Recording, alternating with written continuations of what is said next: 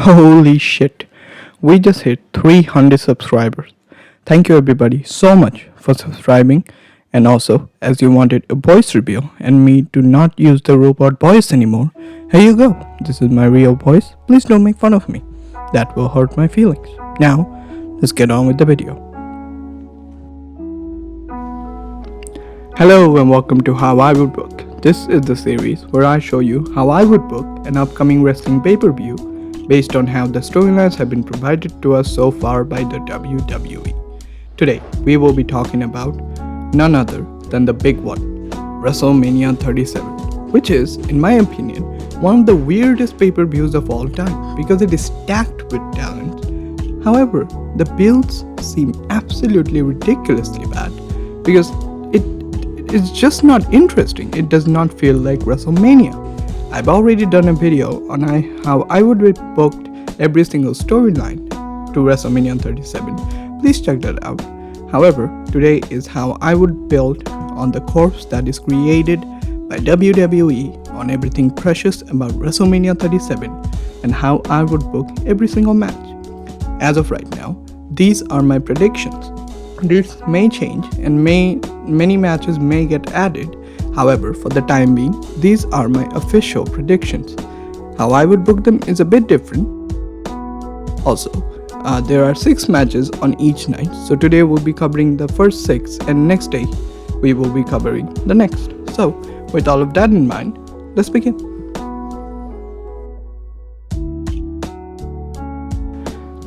Seth Rollins versus Cesaro.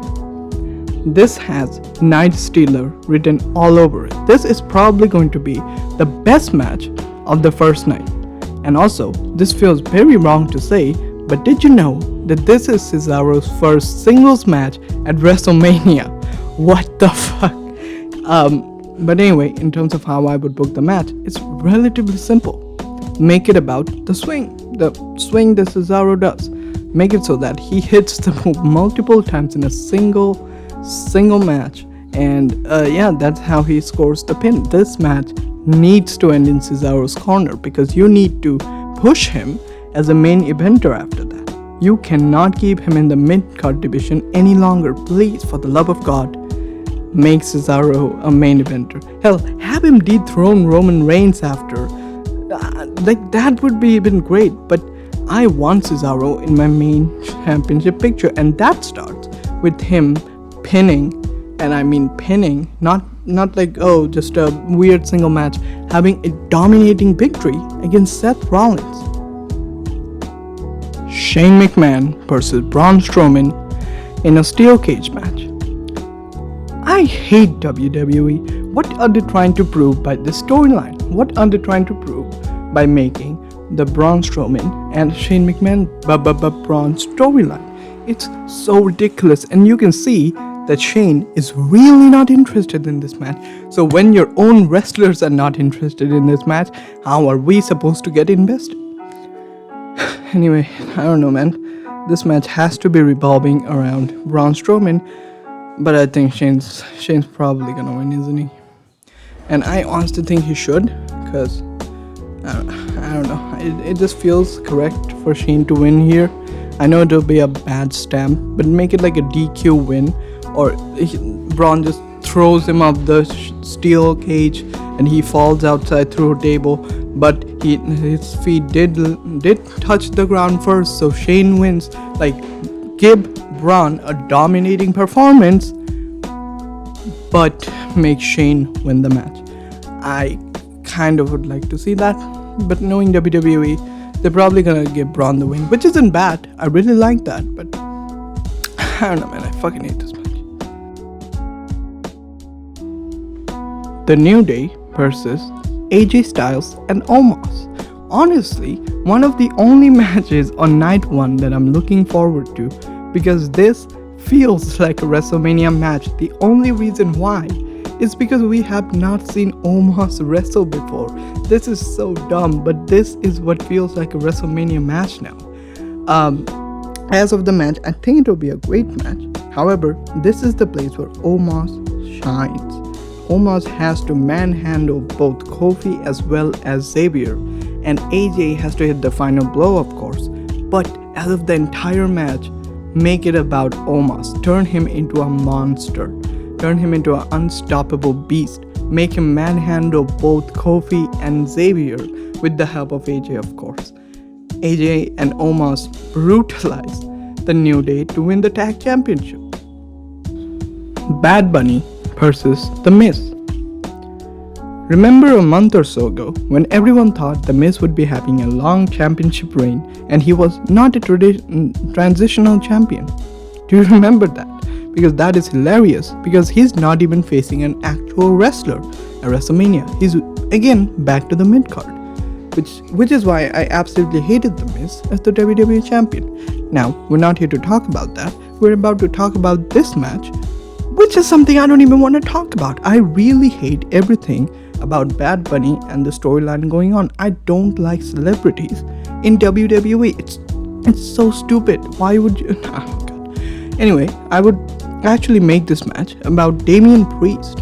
With all honesty, I don't know why this is not a tag team match, because this should be a tag team match.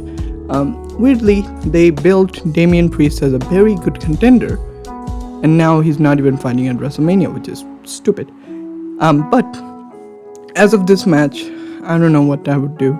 The Miz tries heel offense, but Bad Bunny gets away with it. Damian Priest stops John Morrison from I don't know, man. This is such a garbage match. Oh, fuck it. Bad Bunny wins. Bobby Lashley versus Drew McIntyre. How did WWE manage to screw this up? How did WWE manage to break up the Hurt Business about 2 weeks away from WrestleMania? It makes absolutely no sense to do it, and apparently Baron Corbin is there helping Lashley, which is worse than anything else in the world. So, with all of that in mind, this match can go two ways. One, McIntyre wins, which, okay, would be a feel-good moment, but I don't think this is the way that I would make it win. You need to make sure to show that Bobby Lashley is a dominant champion. He does not need the help of his crewmates. That's why he left them, because he knows that he can do it himself, and he proves himself right as he wins against Drew McIntyre fair and square. That is the only way to build an absolute megastar heel in the division. You make him beat the top babyface absolutely fair, and that's all you have to do. And this later on can lead to Bobby Lashley versus Brock Lesnar. Just saying. Sasha Banks versus Bianca Belair. I don't know how WWE managed to not make me interested about this match, because it's Sasha Banks and Bianca Belair, but applause to them, I guess, because I'm no longer interested in this match. However, I really do think this should be the first main event of WrestleMania 37.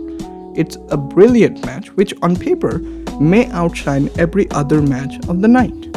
So, with all of that in mind, I think I can fix Sasha Banks versus Bianca Belair. It's very simple. Turn Sasha 100% heel. Make her